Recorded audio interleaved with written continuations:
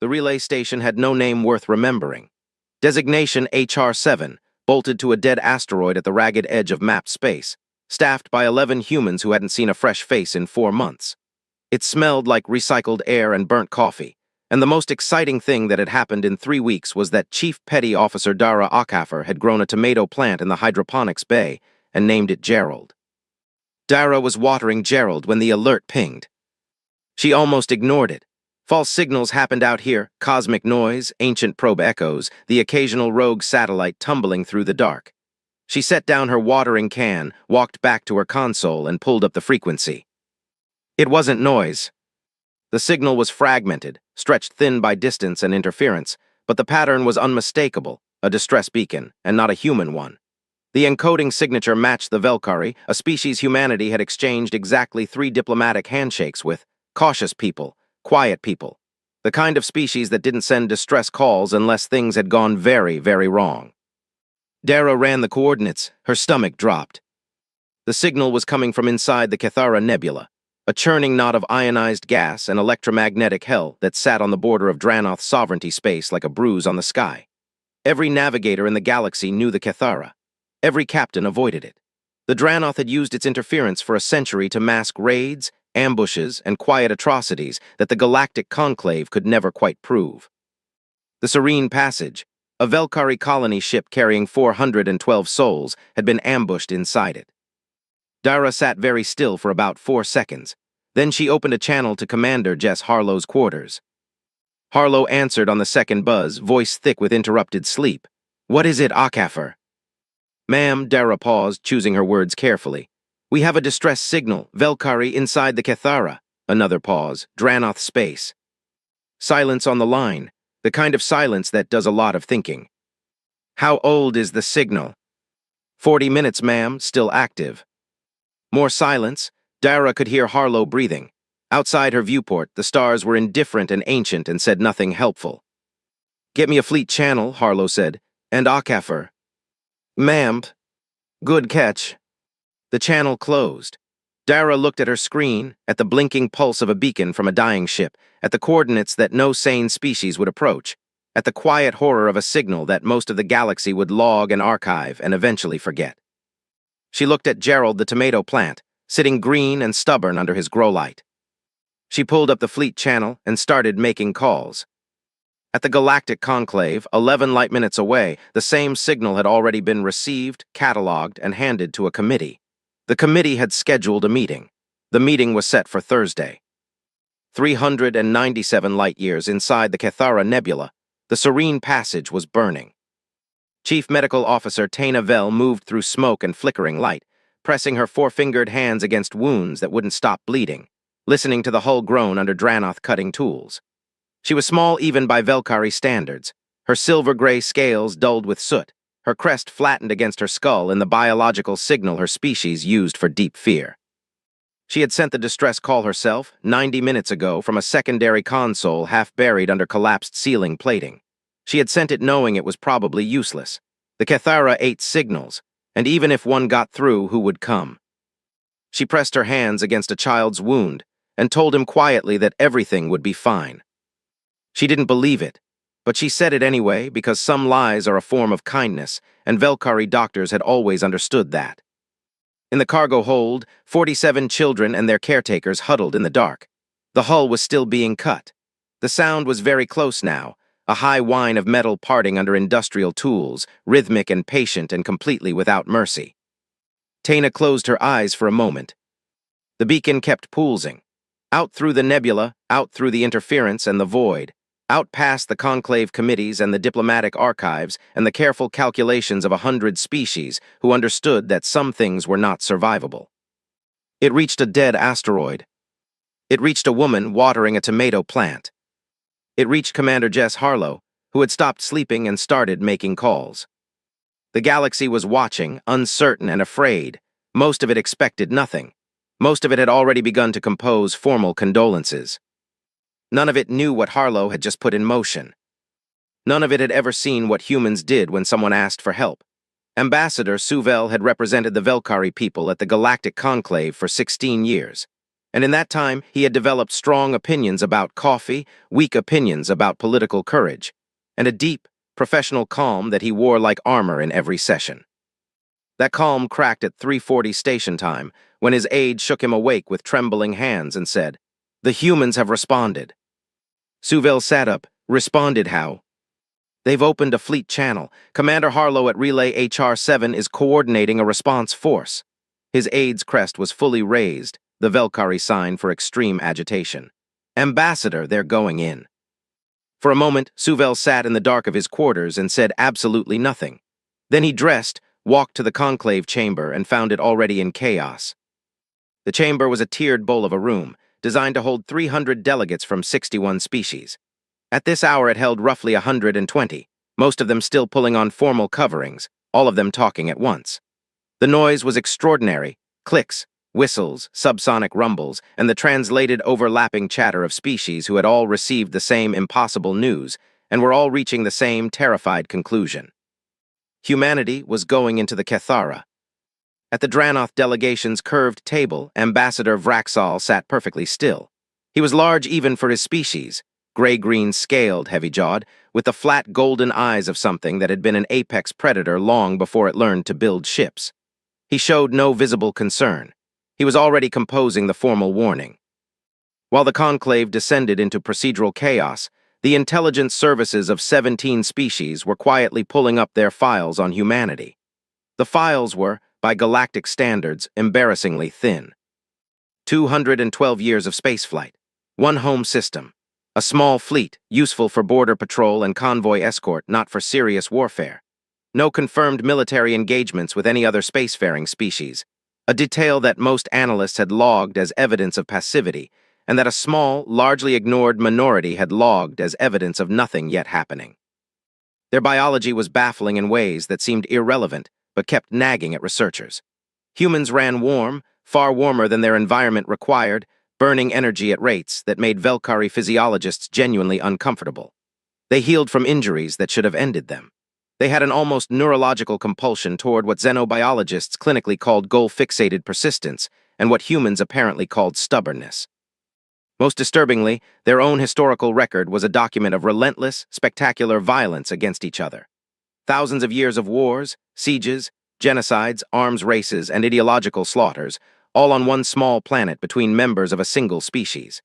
The Galactic Conclave's official assessment of this data had been deeply concerning, historically anomalous, probably not predictive of interstellar behavior. That assessment was written by analysts who had never met a human. Vraxall's warning was transmitted at 4:12. It was formal, precise, and carried the full diplomatic weight of the Dranoth sovereignty behind it. Withdraw from Kethara approaches immediately. Any vessel entering sovereignty-adjacent space without authorization would be designated a hostile actor. The consequences would be severe and total.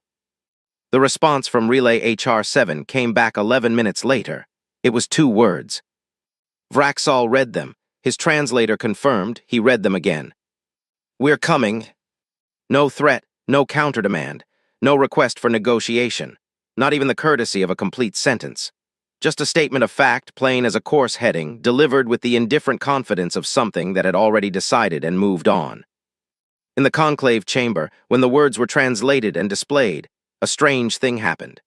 The room went very quiet, not the quiet of calm, the quiet of 120 representatives of 61 species, all having the same feeling at the same time, and not quite having words for it. Suvell had words for it. He'd spent 16 years in diplomacy. He recognized the specific silence that fell when everyone in the room suddenly understood that the situation had changed in a way that could not be undone. He also noticed something else, something no one else seemed to be looking at. The response from Relay HR-7 had been sent 11 minutes after Vraxall's warning. In 11 minutes, Harlow had read the warning, decided what she thought of it, written 2 words, and gone back to coordinating her response. She had not called the conclave. She had not requested guidance. She had not convened a committee. Suvell thought about the Serene Passage, about 412 of his people burning in the dark, about the committee that had scheduled a meeting for Thursday. He thought about 2 words sent in 11 minutes. He pressed his 4 fingers flat against his desk and said nothing, but something in his chest rearranged itself quietly, like furniture being moved in preparation for a guest. In the Cathara Nebula, 3 human frigates, 1 carrier, and a vessel that no intelligence analyst could quite categorize had just crossed the border. Nobody flew into the Cathara voluntarily. That was simply a fact of galactic navigation, like the fact that you didn't grab a live power conduit, or schedule shore leave on a Dranoth border world, or send a distress call and expect anyone to answer it. The nebula's electromagnetic interference scrambled sensors, degraded shields, made FTL unpredictable and sublight navigation a constant argument with physics. The Dranoth had spent a century learning its specific rhythms and currents. Everyone else stayed out. Lieutenant Commander Ray Tanaka, navigating the frigate CSS Dunmore through what her console was describing as significant sensor degradation, and what she was describing as a nightmare, had been flying for 14 years. She had never flown anything like this. The nebula was alive in the way that dangerous things were alive, constantly shifting, throwing false readings, swallowing signals. Visibility was effectively 0 beyond 2 kilometers. Tanaka flew on instruments that kept disagreeing with each other and instincts that she was trusting more than she wanted to. Behind her, the rest of the task force threaded through in formation, the carrier UNSC Resolute in the center, flanked by the frigates Dunmore, CSS Pretoria, and CSS Kivalina. The 5th vessel, designated TF-9 in the mission roster, ran its own line 2 kilometers off the main formation's port side. Tanaka had asked about TF-9 twice. Both times she'd been told it was asset support and that she didn't need to worry about it. She'd stopped asking. They'd been inside the nebula for 2 hours. The distress beacon was getting stronger, which meant they were heading the right direction and that the serene passage was still transmitting, which meant it was still there, which meant some of the people on it were probably still alive. Tanaka held that thought and flew. Aboard the serene passage, Taina Vel had stopped counting hours. Time had become a different thing, measured not in units but in losses. This person died, then this one. The cutting sound stopped for a while, then started again from a different section of the hull.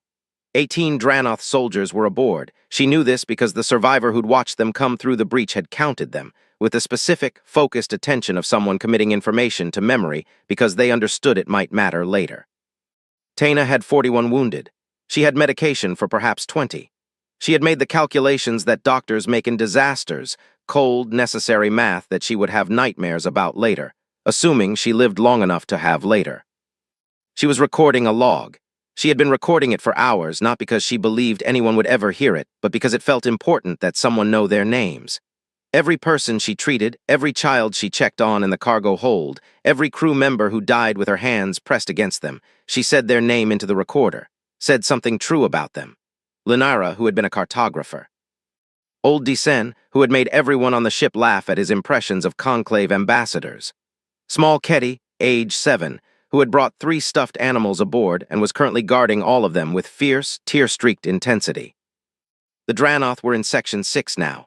She could hear them moving through the corridors, methodical and unhurried, because hurried wasn't necessary when your prey had nowhere to go. Then something changed. The sound of movement in Section 6 stopped. She heard Dranoth voices, sharp, guttural syllables she couldn't translate, and then a long silence that felt different from the other silences. More tense, more uncertain. The cutting had stopped too. Taina looked at her crewman, Velnav Oris, who was monitoring what remained of their external sensors. His crest was raised in confusion. "Something's out there," he said. "I can't, the sensors can't, but the Dranoth are reacting to something. They're moving back toward the breach." Taina looked at her recorder. She realized her hands had stopped shaking. Outside, in the churning dark of the nebula, 3 human ships had just come out of the interference cloud at combat speed, and the Dranoth tactical officer aboard the warship Dominion of Conquest had 11 seconds to process what his screens were showing him before the situation became something else entirely. Commander Harlow's voice cut across the task force channel, quiet and very clear. "All stations, this is not a drill. Weapons free on confirmed hostiles. Medical teams, you're with MUN on shuttle prep. Tanaka, I want the Dunmore on that colony ship's position the moment we have a lane. Everyone knows their job." She paused for exactly 1 second. "Let's go get them." Aboard his warship, the Dranoth senior commander, Fleet Master Dren, looked at the incoming human vessels on his screen. Then he looked at his subordinate, Commander Gretvar, who was already pale in the way that species with blood went pale. "Initiate combat formation," Dren ordered. Gretvar had served near human space. He had read the files no one else bothered with. He looked at the incoming ships, running hot and fast through interference that should have made them crawl, and he thought about a word in a foreign language. A word humans had made for something they did to themselves, decided was monstrous, and built an entire moral identity around preventing.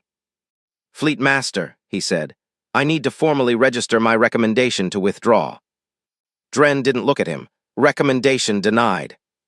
Gretvar was quiet for a moment. Then, "I resign my post effective immediately. I'll be in my quarters." He walked off the bridge. Dren watched him go with contempt, then turned back to his screens. He had 43 minutes left to live. No complete record of what happened inside the Cathara Nebula was ever compiled. The electromagnetic interference that made it a perfect hunting ground also made it a perfect black box. Sensors scrambled, communications fragmented, and the only coherent record was the burst transmissions that clawed their way out through the interference and arrived at conclave relay stations in pieces, like pages torn from a book and scattered in the wind. What the galactic conclave received, in real time, was fragments. Analysts across 17 species sat at their screens and tried to assemble a picture from sensor ghosts and partial communications. What they thought they saw, was enough to fill conference rooms with silence.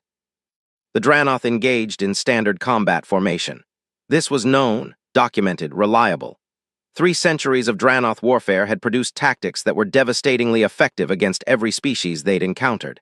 Concentrate fire, disable propulsion, board, and secure. It worked because it was methodical, because it assumed the enemy would fight defensively, and because it had never failed. It failed. The human ships didn't form a defensive line. They didn't hold position. They split immediately, the Pretoria breaking low, the Kivalina swinging wide in an arc that looked, on the sensor fragments, almost like the ship was playing. They drew fire, absorbed it, kept moving. The Dunmore was nowhere for 30 seconds and then appeared from inside the nebula's interference cloud, closer to the Dranoth warship than any sane tactical decision would allow. The conclave analysts kept waiting for the human commander to pull back, to reassess, to make the rational choice, which was to withdraw from an engagement where they were taking damage, where the numbers weren't clearly favorable, where the smart move was to survive and regroup. The Dunmore took a direct hit that would have ended most ships. Its engines flickered, then steadied. It kept moving. It fired back. It did not retreat. "They won't stop," said the Cathosi analyst at the conclave monitoring station in a voice that held genuine bewilderment. "Their second ship is damaged. They're still pressing. Why won't they stop?" No one answered her. The Resolute hadn't joined the combat. Analysts assumed it was holding in reserve, which was logical. What it was actually doing was something smaller and stranger, and, in its way, more significant than any of the fighting. A single shuttle had detached from the Resolute during the first exchange of fire. It was unarmed. It was small, crew of 4, running on minimal power to reduce its sensor signature. It was moving through the fight on a vector that initially made no tactical sense. Then the analysts realized where it was heading. It was heading for the Serene Passage. Corpsman First Class Adisman was 26 years old, originally from Lagos, and had been a combat medic for 4 years. She was not currently thinking about any of that. She was thinking about the structural diagram of a Velkari colony ship that she'd pulled up and memorized in the hour before the task force entered the nebula, specifically the location of the emergency cargo holds, which were reinforced and typically used as shelter during hull breaches. Her shuttle mate, Specialist Tors, was flying. Her other 2 shuttle mates were carrying medical packs. Mun was carrying a medical pack, a portable oxygen unit, a translation device, and because she had seen the debris field around the Serene Passage, and one piece of debris had made her act before she thought about it, a small stuffed animal she'd scooped out of the wreckage. It was shaped like something vaguely like a terrestrial otter, blue, slightly singed. She'd grabbed it because it felt wrong to leave it floating in the dark. Tors docked the shuttle against the hull breach with a teeth-rattling clank. Mun was through the airlock before the seal had fully pressurized, her suit's light cutting through smoke and dark. The Serene Passage was bad. She'd been in bad before accident responses, the Callisto incident, the year she'd spent at a forward operating base that she didn't have clearance to name, and she sorted what she was seeing efficiently, filing information into categories. Fixable, not fixable, address later, address now. She heard movement ahead. She rounded a corner into a corridor and came face to face with a Velkari woman who was gripping an emergency toolkit like a weapon, crest fully raised, eyes wide and dark with fear. They stared at each other for a half-second that felt longer. Mun held up her empty hands, slowly. She tapped the translation device on her collar, heard it cycle through its initialization tone, and said the sentence she'd practiced for the last 2 hours. "I am a medic. I am here to help. Please take me to your wounded." The Velkari woman, Taina Vel, though Mun didn't know her name yet, stared at her. The crest, which had been raised in alarm, made a slow, uncertain movement, not fully lowering, but moving. She said something. The translator processed it into, "You are human." "Yes," Mun said. Another pause, then Taina said, and the translator rendered this haltingly as though it were struggling with the specificity. "You came." "Yeah," Mun was already moving forward, gently, professionally. "Where are your wounded?" Taina turned and led her without another word. In the cargo hold, Mun knelt beside the first injured Velkari and got to work. She didn't think about the battle outside, the occasional vibration through the hull that meant something large was happening. She didn't think about whether the task force was winning or losing. She thought about this person in front of her, and then the next one, and then the one after that. Ketty, age 7, was still holding all 3 stuffed animals when Mun reached her. Mun checked her quickly, scared, minor abrasions, otherwise unharmed, and without breaking the professional rhythm of the examination, produced the singed blue otter from her kit pouch and held it out. Ketty looked at it, looked at Mun, took it with both hands and held it against her chest. Taina was watching from across the hold. She recorded a note in her log quietly while her hands treated another wound. "A human came. She brought one of the children's things back from the debris field. I don't have a word for what that means." Outside, the battle was reaching its conclusion. The Dunmore was burning from 2 decks and running on 60% power. Commander Harlow had blood on her collar from a gash on her forehead that her bridge medic had taped shut between maneuvers. She was standing at her tactical console. Sitting hadn't felt right for the last 40 minutes, watching the display with the focused quiet of someone who had moved past fear into a state that wasn't quite calm but functioned like it. The largest Dranoth warship was gone. The second was venting drive plasma, unable to maneuver. The third was running. Harlow watched it go. The tactical officer looked at her, waiting. "Let it go," she said. "Ma'am, we could." "We could," she agreed. "Let it go." The third Dranoth ship disappeared into the nebula's depths.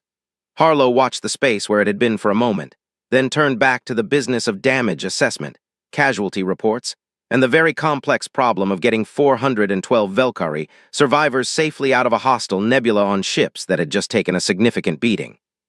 She did not feel victorious. She felt tired and she had a lot of work left. But somewhere in the serene passage, a child was holding a stuffed animal. Somewhere in a burning cargo bay, a medic was working through a list of names, and the list of people who were still alive was longer than it had any right to be. Harlow picked up her comm. "All stations, damage report. Mun, what's your status?" Mun's voice came back clear and steady. 41 treated, 7 critical but stable, 0 lost on my watch, Commander. We're going to need transport for the cargo hold. I've got 47 children and they're ready to move." Harlow closed her eyes for exactly 1 second. "Good work, get them ready. Resolute is coming to you." CSS Dunmore limped out of the Cathara Nebula with its portside hull scored black, 3 decks open to vacuum, and its crew running on stimulants, cold food, and something that wasn't quite adrenaline anymore, something quieter and more exhausted that came after. 14 dead, 31 wounded.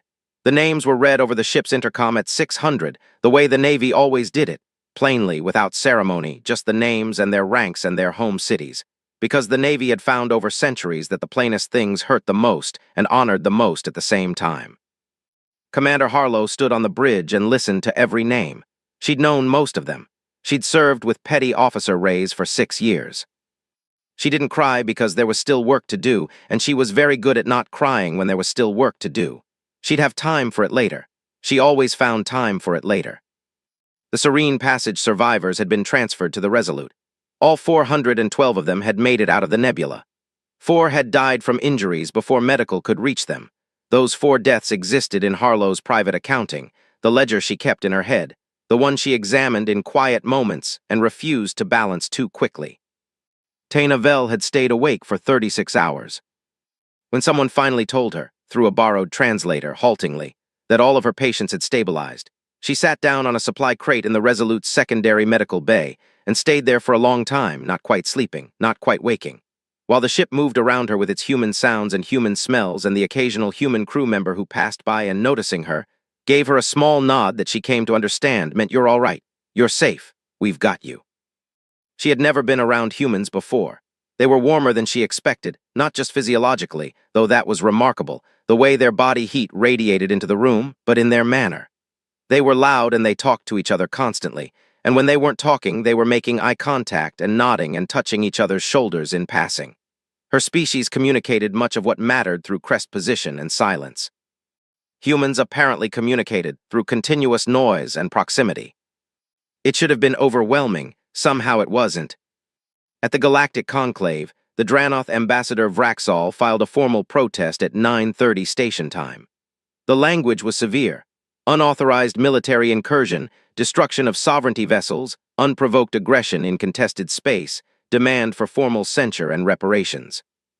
The chamber heard it read aloud. Then something happened that had not happened in the conclave chamber in its 400-year history. Laughter. Not metaphorical laughter. The Velkari delegate began the biological vocalization their species used for helpless amusement, a sound like overlapping chimes. And it was contagious enough that the Tessari delegate joined in with their own version, a deep resonant vibration, and even the normally impassive Heth observer made a clicking sound that its translator rendered as "this is objectively absurd." Vraxall sat very still through all of it. His golden eyes were flat and cold and gave nothing away, but his hands, below the table, had tightened into fists. The formal protest was tabled pending review, which was the conclave's way of placing a document into a drawer it would never open. Ambassador Suvel did not laugh.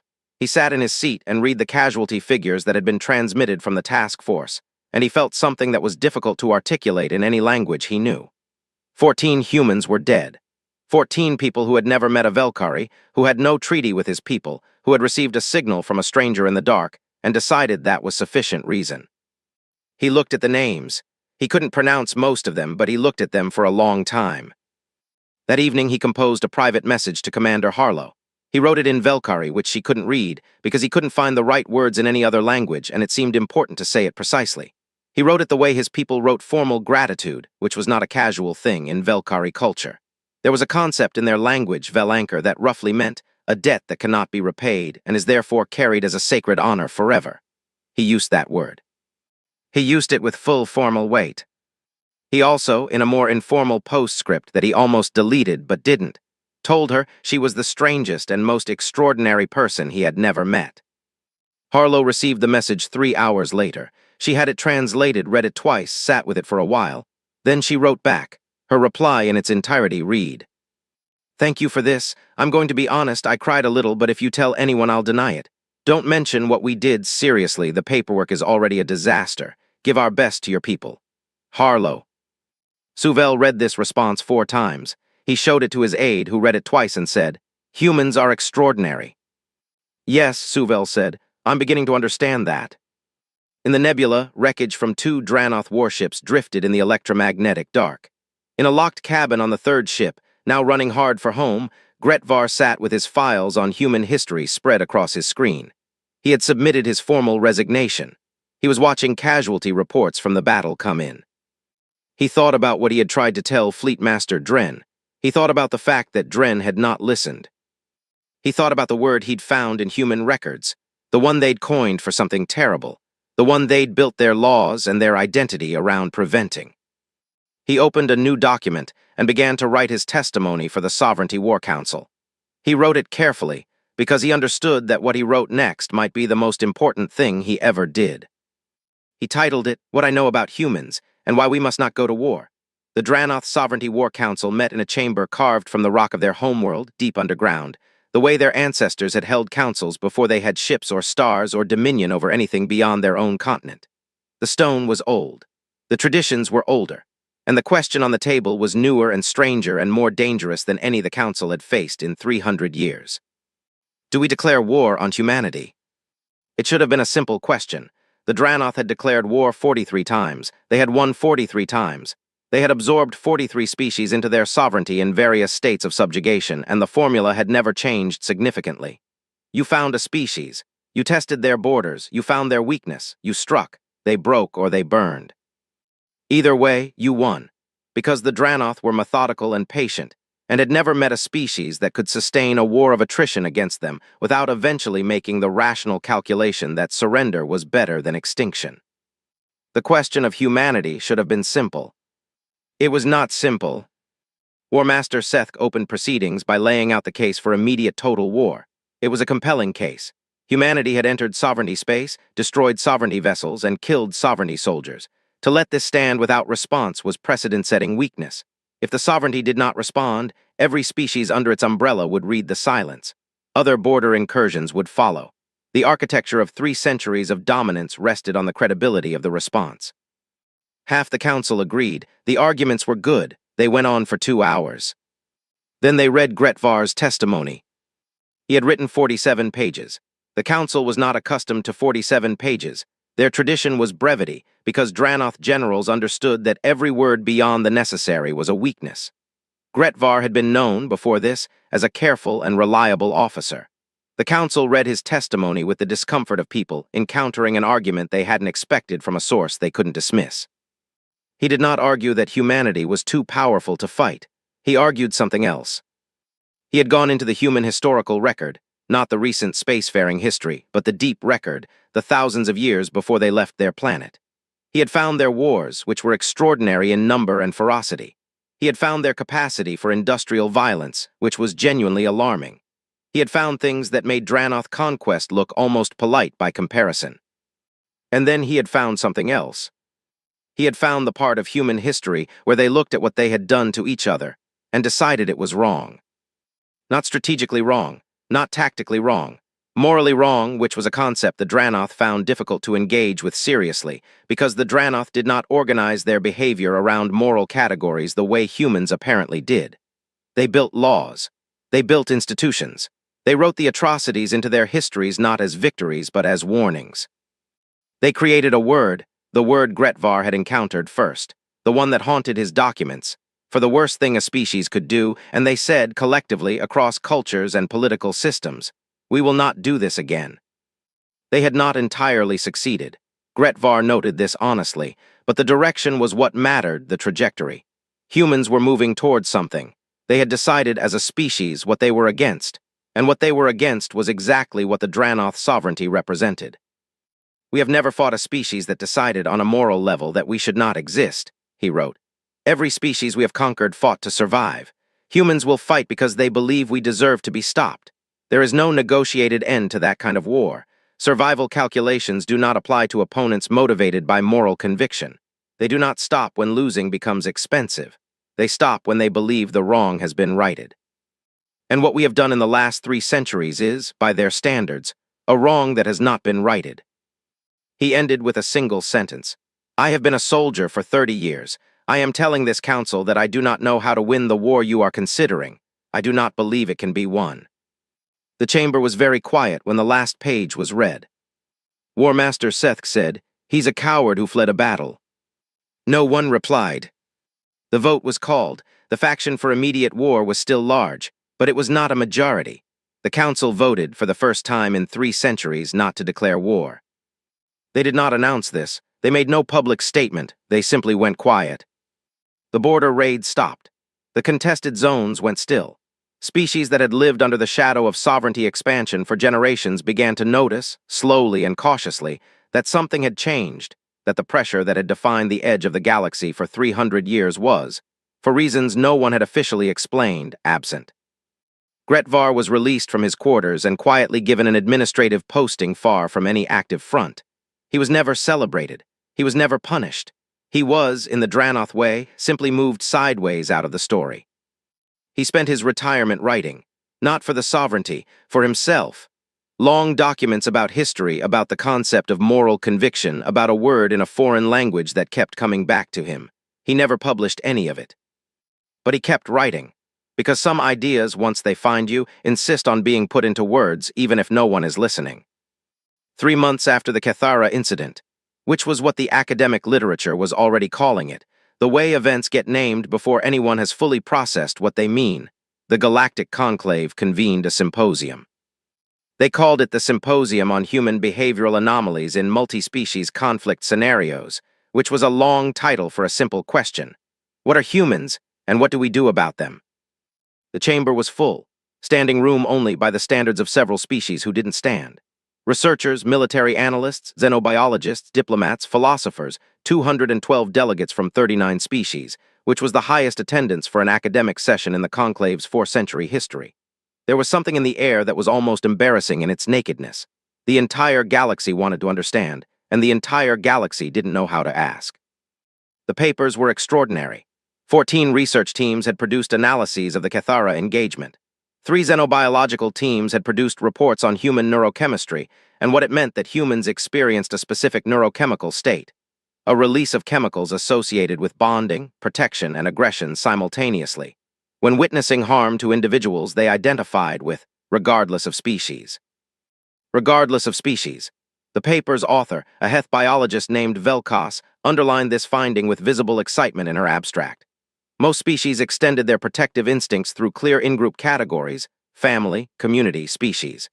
Humans seem to have a category above species that activated under certain conditions, a kind of moral in-group that could include anyone they perceived as suffering unjustly. This was not, Velkos noted carefully, unique in the galaxy. What was unique was how easily and quickly the category expanded in humans, and how completely it drove behavior when activated. Another paper examined human military history and produced the alarming finding that humans were most dangerous not when defending themselves but when defending others. Their most sustained conflicts, the ones they threw the most resources and lives into and refused to abandon, were almost always framed as protection of a third party. Humans fought harder for strangers than for themselves. The mechanisms behind this were not fully understood. The implications were. A Velkari sociologist presented on the concept of distress calls across species lines, specifically examining why every spacefaring species in the survey treated distress calls as signals to avoid rather than respond to. The math was straightforward. Helping a distressed vessel often meant entering contested space, risking hostility, accepting cost with no guaranteed benefit. The rational actor ignored the call. Every species model agreed. Except one. The paper didn't have an explanation. It noted the anomaly and, in its conclusion, asked the question, is this a failure of human reasoning or a failure of our models? And then, at the end of 6 hours of papers, someone thought to ask a human. Commander Jess Harlow had been invited as a guest witness. She had not been told she would be asked to speak. The invitation had described her presence as observational. She had sat through 6 hours of papers about her species with an expression that was difficult to read, attentive, occasionally amused, once or twice something that might have been uncomfortable. When the session chair asked if she would be willing to answer a question, she said yes. She walked to the presentation position, a raised circle in the center of the tiered chamber, where 200 pairs of eyes could see her clearly. She was in her dress uniform, which she'd borrowed from someone because her own had been ruined in the battle. It fit almost correctly. The session chair asked, Commander Harlow, across 6 hours of research, we have examined every theoretical framework our collective expertise can produce. We have found biological, historical, and cultural data. We cannot find a satisfying answer to the central question. A pause. Why did you go into the Cathara Nebula? The chamber was very quiet. 200 pairs of eyes watched her. Harlow was still for a moment, not performing stillness, actually thinking. Her eyes moved slightly, the way eyes do when a person is accessing something internal, locating the real answer among the available answers. Then she said, because they asked. Silence. The signal was a distress call. That means someone needed help. She looked around the chamber slowly, not theatrically, just taking it in.